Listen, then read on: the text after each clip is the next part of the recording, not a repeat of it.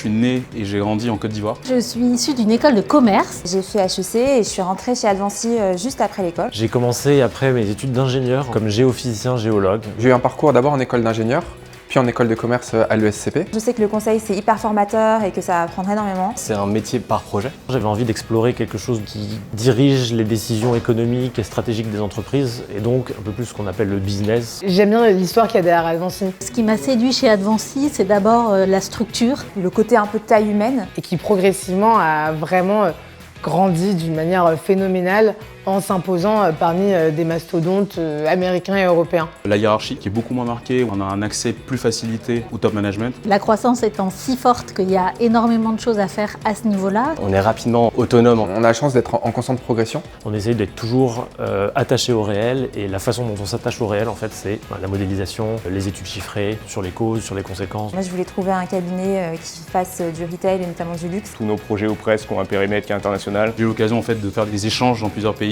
Notamment une fois en Inde où on a passé 2 mois sur place. J'ai travaillé en Afrique du Sud. En 2020 on a ouvert un bureau à New York. J'ai quand même eu l'opportunité de partir un peu à Madrid sur un projet. J'ai vécu en Chine aussi pendant 6 mois. On organise des week-ends à thématiques, c'est des activités qui permettent de se rencontrer d'une autre façon. Tout le monde se connaît. J'ai rencontré des gens qui sont des amis maintenant, que je vois même en dehors du travail. Que je pense que je garderai au-delà de mon expérience chez Advancy.